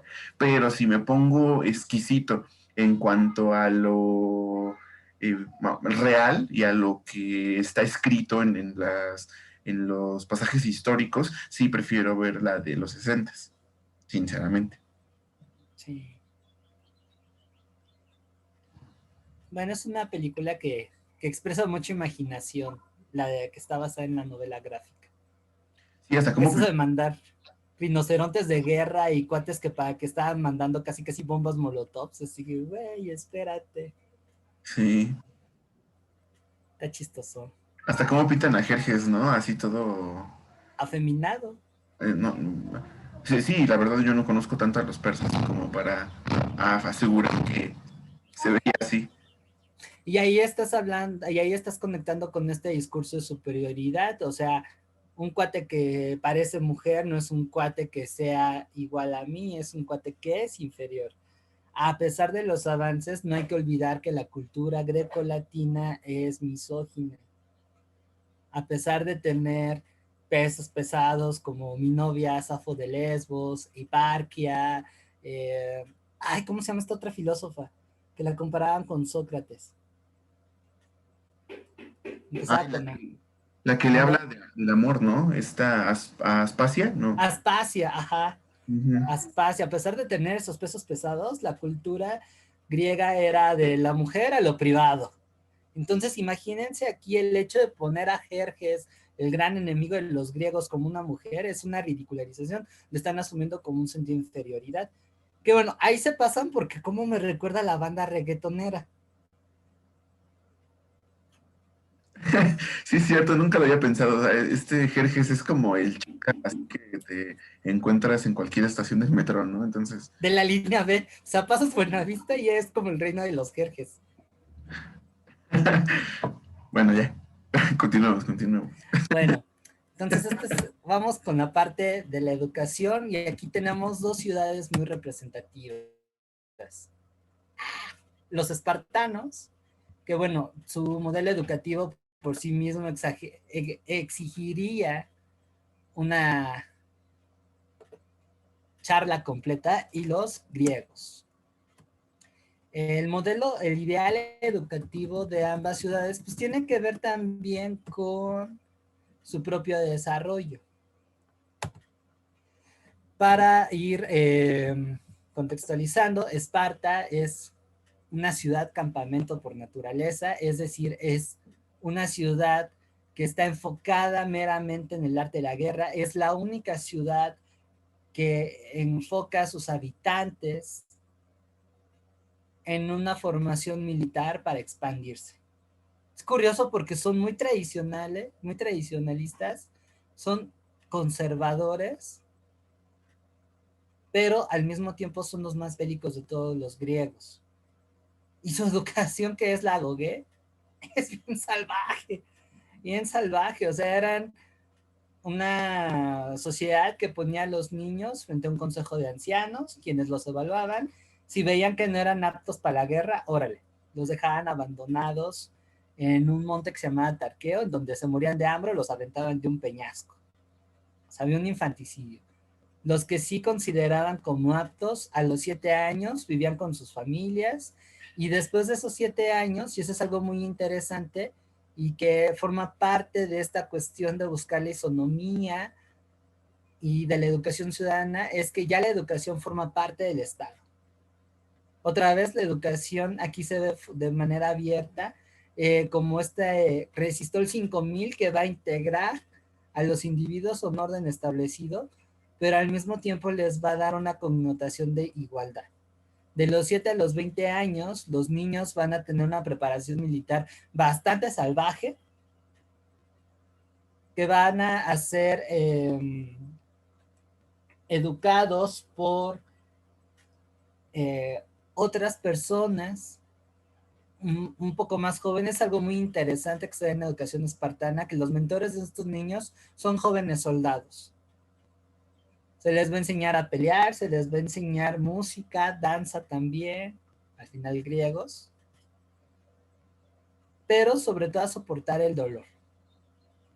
Y las mujeres, aquí es algo que también distingue a Esparta de otras ciudades, las mujeres van a tener una mayor incidencia en el ámbito público. Van a ser un poco más igualitarias. Las mujeres también se les daba una fuerte educación física porque lo que se les preparaba era para ser madres de niños fuertes. Entonces la danza, la ejercitación física eran importantes para ellos. Las mujeres incluso tenían su propio grupo colegiado que participaba en los asuntos de la ciudad.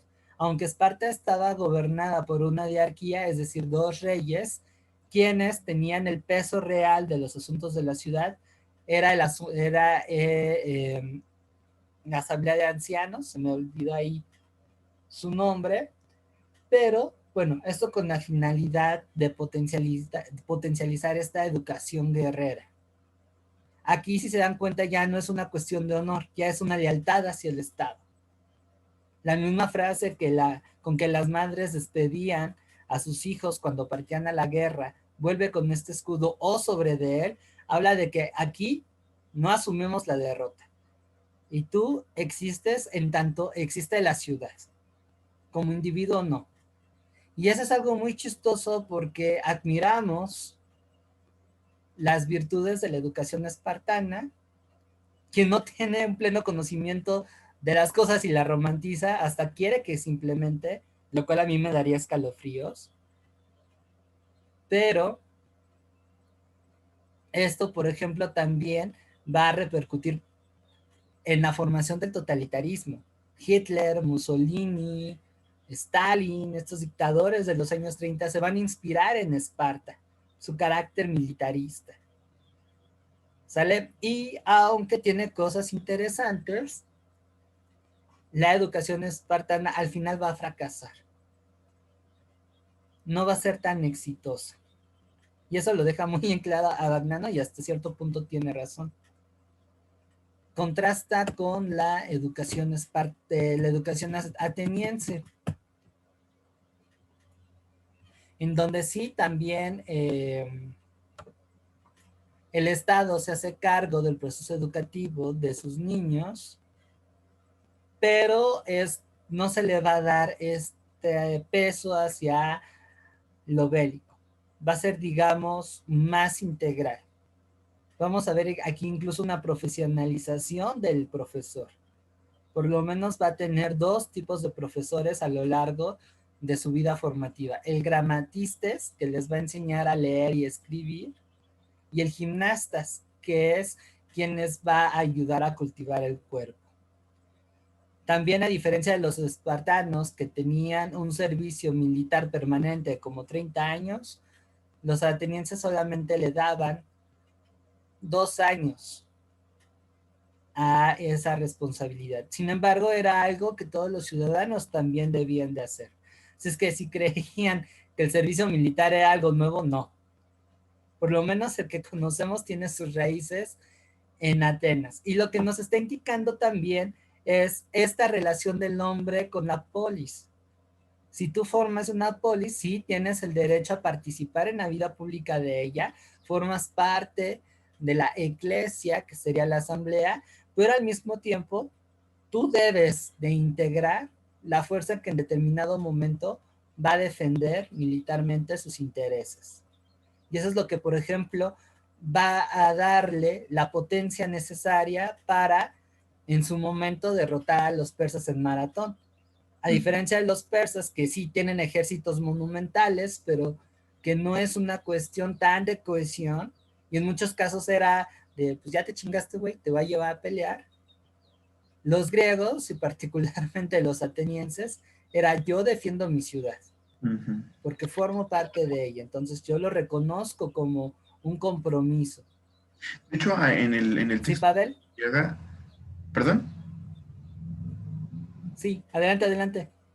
En el texto de Luzuriaga hay algo bien interesante y que es súper importante en esto, ¿no? Al pasar 1 año, 2 años en las efebias, que pues esto, ¿no? Eran lugares en los que además de darles una enseñanza como en las armas, al final también se les hacía se les formaba en una fidelidad a la ciudad, a la polis. O sea, y esa fidelidad era remarcada en que llegado el momento de ir a pelear, pues tendrían que ir. Por eso también el simbolismo de al finalizar esta educación se les daba una espada y un escudo. Entonces, pues digamos que ya tenían además de todo, las herramientas para hacer valer esa fidelidad. Sí, era ciudadano en tanto que también defendías a la Exacto. polis. Porque de la polis venía tu propio bienestar. Aquí la parte de la ley, por ejemplo, y ahí entran figuras como Solon, que a lo mejor Tere ha de conocer, Solon el legislador, que fue uno de los impulsores de la democracia, pesan. Y eso nos ayuda a entender también incluso acciones como la de Sócrates. Él, pese a que no estaba de acuerdo y consideraba injusto, su lealtad no era consigo mismo, no era con sus amigos, era con la ley y con la ciudad. Y por consiguiente, asumía que tenía que cumplir con la condena. Por eso no huye. Por eso es tan importante su muerte. Porque al final es coherente con esa lealtad hacia la polis. La muerte del hombre más justo entre los justos, diría. Exactamente, que como le dolió a Palatón y de ahí fue que dijo, no, nunca más, y por eso tenemos que armar la república. Y la democracia no sirve, las verdaderas decisiones a un pueblo ignorante. Casi, casi es lo que está diciendo. Y aquí vemos también cómo la filosofía de la educación va a cambiar. De ser una educación heroica, pasando a una educación aristocrática, vamos a una filosofía de la educación en la cual se rescatan una serie de principios que tienen por fin formar a una figura que forme parte activa de la vida pública de su comunidad. Que entienda que la norma no es por una lealtad hacia una persona, sino hacia lo colectivo. Ahí tanto Esparta como Atenas son unos buenos ejemplos. Y eso es algo que conecta hasta en la actualidad. Ustedes hagan un balance, por ejemplo, del artículo 3, de la Ley General de la Educación, de lo que te dice la CEP en su página de internet, y se sigue manteniendo en boga esa misión. Ahora, hay bemoles y aquí es donde la historia cambia. En el papel nos dice una cosa, pero la lógica del sistema plantea otra y lo que sucede en la realidad pues viene siendo muy distinta. Por eso es importante mantener también esta perspectiva antropológica. Ay, perdón, adelante. Es que me hiciste acordar que en alguna clase donde leíamos la Constitución y el artículo 3 y todo eso, me acordé que me hizo sentir como cuando el Chavo del Ocho vendía agua, ¿no? Es de limón, pero sabe a guayaba y parece no sé, de alguna cosa, ¿no? De manzana. Entonces sí, o sea, no hay coherencia en el sistema educativo, por ejemplo, por lo menos en el mexicano. Sí, sí tienes toda la razón. Pues salimos todos chuecos en nuestro sistema educativo. Creo que iba a decir algo, Tere. Sí, sí, adelante, Tere. Bueno, aquí, digo, en papel suena bien, efectivamente, en la práctica nos ha ido, pero sí de pena ajena, ¿verdad? Pero todo, y de verdad que es así, yo soy enemiga de estos dilemas políticos, pero todo viene desde quien legisla, ¿no? O sea, en materia educativa, lo que platicábamos hace 8 días, de que no está, no recuerdo cuál era la expresión, que no se profesionalizaba, ¿no? Que teníamos ingenieros dirigiendo áreas de humanidades, que teníamos, y aquí es exactamente lo mismo, o sea, no hay gente capacitada que realmente pueda detectar, o digo, al menos en el Congreso, que pueda detectar esas necesidades. Efectivamente, la educación tendría que ir enfocada a ese bien colectivo, tendría que ir enfocada a crear buenos ciudadanos, etcétera. Sin embargo, está mal legislada. Los planes, lo que platicamos también hace 8 días, los planes de estudio mal estructurados. Ahorita, bueno, al principio cuando comentaban de que todo lo histórico que había quedado fuera de los planes de estudio, ya no se les está enseñando historia. Por ejemplo, mi papá en algún momento, o sea, digo, mi papá es un hombre de 71 años y en algún momento yo leía sus cuadernos de la primaria, de la secundaria, y cómo se abordaban realmente los temas históricos, y era hermoso. A mí me gustaba la historia por ver los libros y los cuadernos de la primaria, de la secundaria de mi papá, y actualmente pues yo veo así tan raquíticos sus planes de estudio, enfocados a temas que digo, bueno, bien tratados deberían de ser buenos, ¿no? O sea, yo les pongo un ejemplo, ¿no? En el caso de mis hijos que cursan primer y cuarto año de primaria, o sea, llevamos 4 semanas hablando del miedo y el enojo, por ejemplo, que digo, bueno, no demerito la importancia que tiene la educación emocional.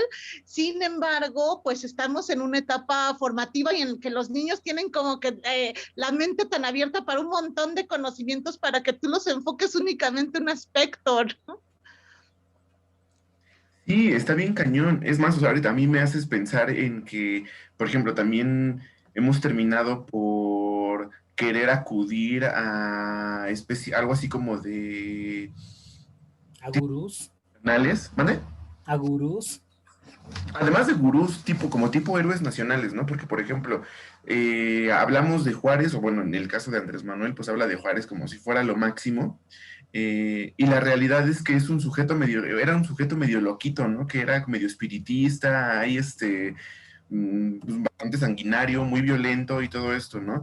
También, por ejemplo, Francisco I. Madero es un sujeto que también era espiritista y trataba de comunicarse con Juárez a través así como de reuniones en donde pues, prendían velas, se agarraban de las manos y pues se sentía medium. Entonces imagínense, o sea, todo este tipo de características dentro de nuestros personajes históricos también van definiendo hasta cómo se educan, ¿no? Y como dice Tere, ¿no? Imagínense, son personajes más o menos de esta calaña, pues poderosos al fin y al cabo, por algo se meten en la vida política pública, terminan legislando, terminan arrebatándonos partes muy importantes de nuestra formación. Ahí tenemos el periodo de Fox, en donde se redujo precisamente los programas de historia. El de las humanidades. ¿Perdón? El papel de las humanidades. Sí. Y todo y bueno, sí, yo ahí coincido con Tere, porque pues también yo recuerdo que los libros de mis papás también, o sea, de mi mamá sobre todo, que también encantaban así como las casas europeas, eran así como de ver por qué habían las relaciones de Enrique VIII, por qué hubo la separación de su iglesia con que sería creo que la anglicana, ¿no? La anglicana con de la católica.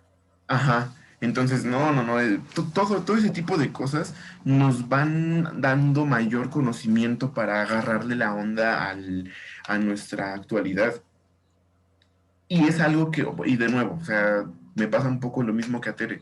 No demerito la cuestión emocional, pero a la hora de salir a interactuar y de tratar de llevar a cabo nuestras ideas, a veces están más bien basadas en prejuicios, ¿no? Más bien en estudios muy por encimita, y que bueno, aquí tenemos a Fabián, ya lo descubrieron hoy, que todos los detalles que se nos escapan de la historia son importantísimos, importantísimos. En los detalles está, a mi parecer, la verdadera herencia cultural. Es como lo que queda por bajito del agua, porque lo explícito precisamente genera prejuicios, más que verdades. O por lo menos esa es mi perspectiva a nivel histórico de cómo está dada nuestra educación. Y de alguna forma pues ya no causa arraigo, ¿no? O sea, tienes que conocerlo para sentir realmente ese amor, ese arraigo, ese falso nacionalismo, pues realmente ya no tenemos ni en qué basarlo. Sí, y es lo que sí teníamos en la Grecia, ¿no? Por lo menos lo que nos explica la historia, de que tenían un ideal de ciudad-estado, un ideal que era hasta una identidad. Y vemos la Latinoamérica, y eso es lo que yo sí le atribuyo, le doy un papel muy importante a Enrique Dussel, es que Latinoamérica no tiene identidad. Somos medio aztecas, medio mapuches, medio incas, pero también somos medio africanos, medio españoles, medio franceses, medio estadounidenses. O sea, ¿dónde hay una identidad concreta? O sea, ¿a qué se aferra la educación? ¿Qué es lo que trata de formar? Bueno, ahí yo discurro un poquito con Dulcel. Creo que Latinoamérica no solo sí tiene identidad, sino que es una identidad incluso más vasta que la europea. Lo que pasa es que históricamente, y esto articulado al modelo de Estado-Nación que se ha intentado implementar desde la consumación de las independencias hispanoamericanas, pues se ha tratado de homogeneizar. Y eso implica recortar. A, B, C, D, estas son las cualidades que definen a México, es a Argentina, Uruguay, Chile, lo que quieras, pum, paz. Y ahí viene una incoherencia, como tú mencionas, porque la realidad es que no es así. A mí me parece que la diversidad cultural que hay en Hispanoamérica, como lo comenté hace unos momentos, es riquísima, es hermosa. Lo que pasa es que no hemos sabido comprenderla a partir de que los modelos educativos que se han implementado han ido con una filosofía de la educación más homogénea, que implica la diferencia y la marginación de otros saberes. Y que por supuesto que eso se traduce en los planes de estudio de los cuales todos hemos sido formados. Ahora, también mucho tiene que ver con el tipo de Estado que ha habido. Por ejemplo, hablan de la educación de sus padres y sus abuelos, que más o menos el rango es entre los 50 y los 70, dependiendo de la generación. Bueno, estamos entre una etapa en la que México está clavadísimo con el nacionalismo. Digamos que se recuperan todas estas tesis que dejó el Ateneo de la Juventud, con Vasconcelos, Samuel Ramos, Leopoldo Sea y todos estos vatos, que tratan de integrar un México mestizo, que por supuesto que niega el México pluricultural que en realidad es. Entonces sí, va con la idea de definir, esto es México, porque desde la consumación de la independencia no hubo una idea clara de lo que es lo que era. Y entonces es una especie como de historia, como de educación de primera comunión, pero sustituye a Dios, a Jesucristo y a los santos, y pone ahora a fulanito, sutanito, y la historia es esto. Al final es una educación que sigue alimentando traumas, que sigue proyectando cosas, pero que no va articulado con la realidad. Entonces eso ha hecho que pues, nos costara mucho trabajo. Se cae el nacionalismo y este relajo con la llegada de la globalización. Ahora necesitamos ser más cosmopolitas, y es ahí en donde estas grietas van a ser, digamos, más ampliadas con el desmadre que trae consigo la cultura de consumo y esta cuestión de una sociedad hipermercantil que lo que exige es perfiles, arquetipos basados en modas instantáneas que en cuestiones estables.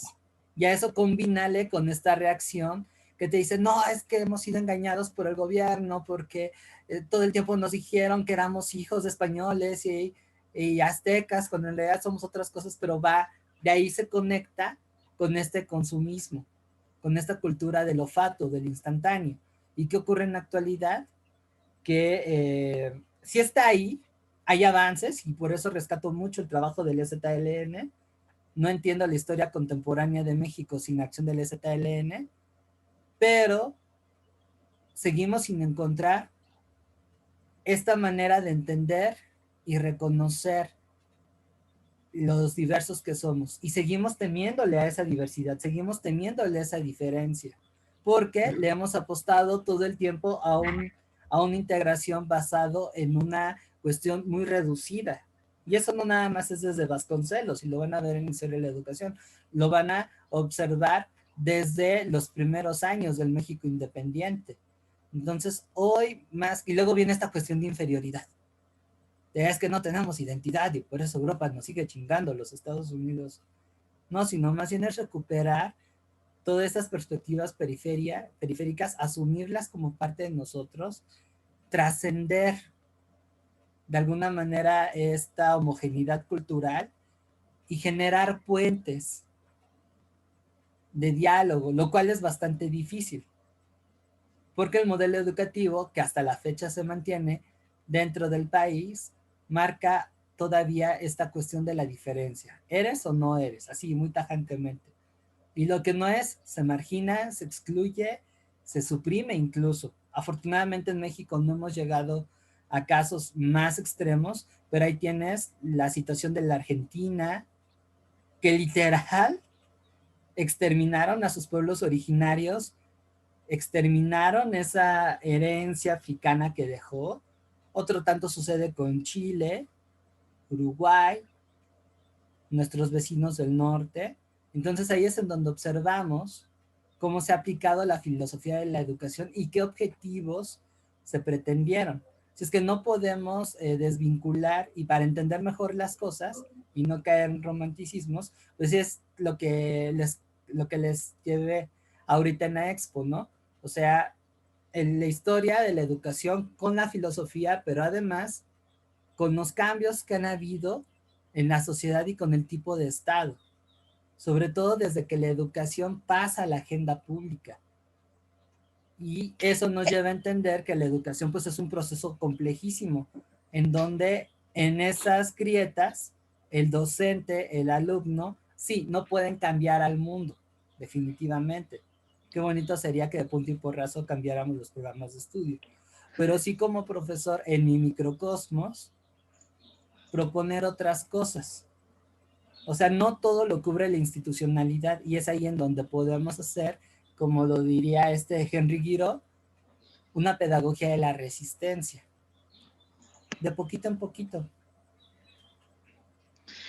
Es que bueno, el problema o a lo que yo me refiero es, no es que no haya esas raíces que permitan dar esa identidad, es que ya no se están transmitiendo, y si no se transmiten, si no lo conocemos o si nuestros hijos no lo conocen, etcétera, es algo que no se va a desarrollar. A lo mejor sí lo hay, y en eso yo también coincido. Yo creo que bases culturales tenemos mucho más que Estados Unidos, como comentaba, incluso que Europa misma, ¿no? Sin embargo, si estas no se transmiten, pues sí, en mi opinión, sí se va a traducir en una falta de identidad de los chicos, que ahorita ya no están conociendo su historia, ya no están, por eso nos volvemos así como que producto de todo, ¿no? Que decían, somos medio americanos en el Halloween, y somos medio criollos el 15 de septiembre, y somos medio, y somos de aquí, de allá, ¿no? Porque en realidad se está dejando de transmitir. A mí, bueno, yo tengo 38 años, ¿no? Y digo, yo recuerdo pues lo nutrido que era quizá mi plan de estudios, o sea, incluso Para mí era un gusto enorme irme a caminar con mi papá por el centro de la ciudad, ir leyendo todas las placas de mira, aquí pasó esto y aquí ocurrió esto. Y yo me acuerdo que tengo muy marcado que yo tendría como 7 años y mi papá me fue a enseñar así de que en tal año hubo una gran inundación y hasta acá subió el agua, mira, dejaron la marca para toda la vida, ¿no? Entonces eran situaciones que a mí me iban así como que despertando el interés y despertando el agrado. Ahora los chicos ya ni siquiera se les motiva a que realmente busquen la información, o sea, lleguen de la información, etcétera. Es a lo que yo me refería. Sí tenemos las raíces, pero no se están transmitiendo. Sí tenemos la identidad, pero no se está transmitiendo. De hecho, es un problema que aborda bastante bien en este librito, Juan del Val. O sea, en el que vamos avanzando y el conocimiento se va acumulando. Sea bueno, sea malo, sea verídico, sea no, sea confirmable o no, es conocimiento que se va acumulando y se va acumulando y se va acumulando. Y es un problema tratar de rescatar todo o tratar de rescatar lo que se vaya considerando como eh, el más importante, el más valioso, y empezar a heredarlo, ¿no? Empezar a generar nichos en donde se salve ese conocimiento. El problema también que yo le veo, precisamente es lo que le leía a Dussel, ¿no? Que por un lado me gusta mucho su obra de Para una ética de la liberación latinoamericana, porque sí, ya, vamos cerrando. Es complicado. Vamos a ver, o ustedes van a ir viendo, o sea, la influencia obvia que tiene Grecia, después la influencia obvia que tendría, pues por ejemplo, Santo Tomás, San Agustín, todos estos La personajes. escolástica.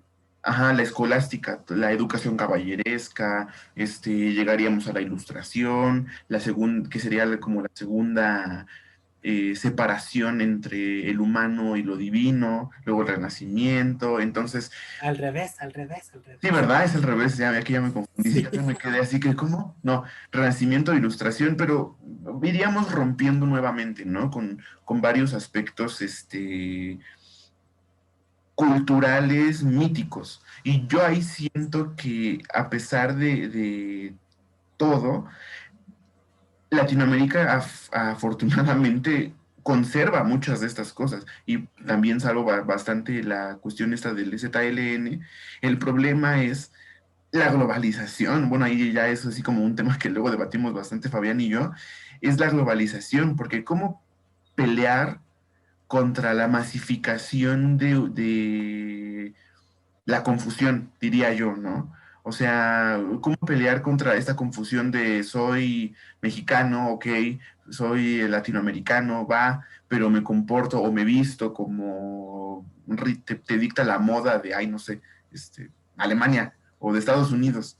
O lo único que consumo es, en cuanto a material audiovisual, es pues lo estadounidense, ¿no? Que de nuevo también va instaurando una especie de cultura, una especie de educación, ¿no? O sea, ¿por qué también queremos replicar a los superhéroes? Pues para dejar una huella sobre nuestra sociedad y ser como un ejemplo a seguir y todo esto, ¿no? O sea, es muy cañón, está difícil, pero también así como Fabián aspiro a heredar algo, algo más humano. Y ya, vamos cerrando. Sí, vamos cerrando. Igual modo, creo que aquí sonaré utópico, romántico, pero me parece que a pesar de las desventajas y de los aspectos que están en contra, que son bastantes, es una odisea, es una odisea. Pero creo que hay grietas en donde podemos incidir. Por ejemplo, Tere, tú ya tuviste esa curiosidad, esa preocupación de, Ujú. pues, ¿qué le voy a dejar a los demás? ¿Cómo puedo transmitir a las generaciones venideras, mis hijos en un primer plano, esta cuestión? Creo que ahí hay que ser autónomos frente a las instituciones públicas. Creo que ahí el poder del individual tiene mucho peso. de decir, oye, vente, vamos a ver 300. Aunque sea una película muy faramella, pero el ir viendo en familia eso y quizá explicando, oye, es que descubrí que en clase de la filosofía y la educación me soltaron este cuento y respondían así, o una miniserie en Netflix de la guerra de Troya, o no sé si pasa por ahí un comercial ahí medio tonto y bastante dramático de Morena en torno a la historia de México, esta cuestión del pedir perdón, no quedarnos con ese rollo. A ver, vamos a ver qué onda, ¿no? Eso me parece fascinante. Y como lo hizo tu papá contigo, llevarte a tus chilpayates, ir a la ciudad, leer juntos, comentar, ver documentales. A lo mejor no será lo más acertado, a lo mejor no está ahí el especialista que te diga si esto es válido, no esto es válido, pero ya estás por ti misma generando ese vínculo, ese puente que estás transmitiendo y dejas en ellos el interés y hasta cierto punto una responsabilidad de irlo ampliando. Aquí me parece que en los microcosmos, como diría Michel Onfray, es en donde podemos generar de poquito en poquito cambios. No esperamos estas grandes transformaciones, porque ahora más que nunca la revolución no va a venir de arriba hacia abajo. Al contrario, entre más laxos seamos en nuestra forma de ver el mundo, mejores consumidores somos, porque nos crean más necesidades y por ende las modas van a entrar pero súper en friega. Pero si yo mantengo esto, por eso me encanta Grecia y Roma, la curiosidad, el ver la realidad como algo complejo, pero que lejos de generarme miedo, me lleva a entenderla más, a vincular, por ejemplo, lo que veíamos, ¿no? La parte de la acción física con lo intelectual. ¡Pum! O sea, yo no pude haberlo hecho si no hubo gente que desde su experiencia me hizo la invitación, me sedujo y yo por mí mismo me seguí. Mucho tiene que ver el núcleo familiar, o sea, mi abuelo, aunque no fue una persona que estuvo en la escuela, a él le encantaban las leyendas, le encantaba el leer, era una persona sumamente inteligente y autodidacta. De ahí yo tuve mis primeros esbozos con mi historia y me encantó, o sea, además que mi abuelo era muy buen narrador, era muy buen, debió de haber sido cuentista, además de torneo. Mi abuelita otro tanto, ellos dos, aunque no fueron gente de escuela, tuvieron la precaución de que sus hijos se acercaran a los libros, porque ellos, pues, no tenían esta idea de que a mejor educación, mejor trabajo. Y ahí quien salió y ganó fui yo, porque yo de niña empezaba a leer, tuve la fortuna de que mis tíos, en su modo de ver el mundo, mis padres me llevaran a museos. Entonces eso ya fue para que yo por mí mismo me fuera. También tuve la fortuna de tener buenos profesores que me impulsaran dentro de su forma de ver, de hacer las cosas, de mira, piénsatela 2 veces, así, así. Creo que ahí tuve mucha fortuna y por supuesto que ya por mí mismo me seguí y bueno, aquí puedo extenderlo incluso a mis amigos. Tengo el gran privilegio de contar con gente como Pavel, con quien no nada más es cuestiones de cotorreo, sino de, a ver, vamos a ponernos a pensar sobre el mundo, ¿no? Y hay un coaprendizaje, entonces ahí es en donde podemos transmitir esto, ¿no? O sea, aprovechar esos espacios que poseemos para pensar las cosas diferentes, para ver de qué manera pues, podemos poner un granito de arena. Definitivamente no vamos a cambiarlo todo. A mí que más me encantaría que se asumiera que la sociedad mexicana fuera diversa y no hubieran conflictos de clase o étnicos o culturales. Pero es algo que pues no lo puedo lograr a pesar de ser humanista, pero sí puedo incentivar en mis estudiantes en ver la historia desde otro punto de vista, en recuperar que la filosofía es igual de importante que las matemáticas, el enseñarles que esta cuestión, por ejemplo, fatalista de la vida viene de tal expresión cultural y bueno, ya dejarles en ellos la bolita para que si les motivó, órale, agárrense, ¿no? Creo que esa es una vía bastante factible de poder satisfacer esa curiosidad que tú tienes. inspirar, ¿no? Porque digo, estamos acostumbrados a transmito datos, y así nos enseñaron historia, ¿no? Y me incluyo, nos transmitían datos y datos y datos y datos a los que a veces ya no les hallábamos ni pies ni cabeza, ni relacionábamos, pero me lo tenía que aprender, y me aprendía años, y me aprendía nombres, y me aprendía situaciones, y que no entendía, y no entendía jamás trascendencia, etcétera, ¿no? Es más bien el inspirar a las bases ahí están, o sea, tú vas a ir ahora a desenredarlo, ¿no? Tú vas a ir digo, es cuando dicen que nos debemos convertir más en guías, ¿no? En acompañantes, que realmente el que está, nada más dando la información sin tener el cuidado si esa información está siendo recibida o no, o está siendo memorizada, o está siendo falsamente entendida, etcétera. Es como, exactamente. es como decíamos en alguna sesión anterior, o sea, el conocimiento al fin y al cabo, y eso por lo menos sí se lo debo a la filosofía, esta idea que es seductor. O sea, cuando se transmite de buena manera, el conocimiento es seductor.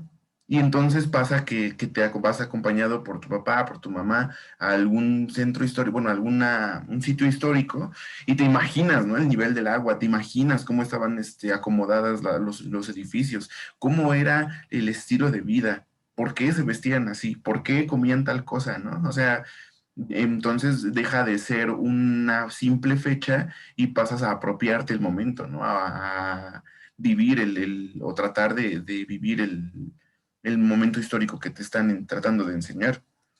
Entonces sí, el conocimiento es bien padre.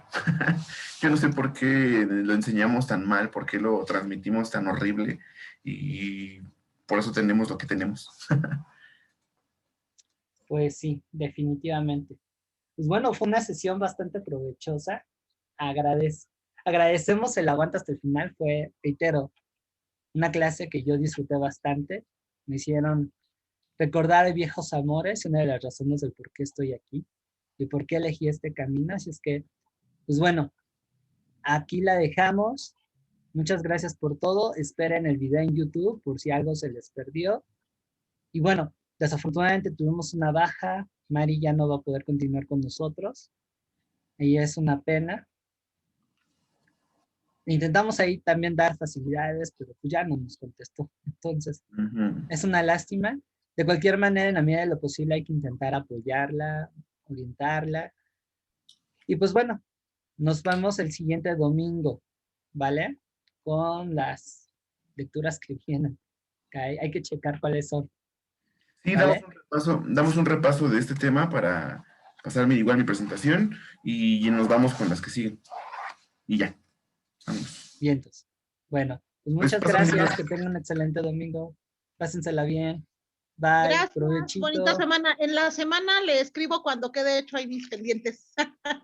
Me quedo así de una semana sin nada. Sí, no te preocupes. Gracias, hasta Dale, luego. pues, sí, no te preocupes. Bye. Bye.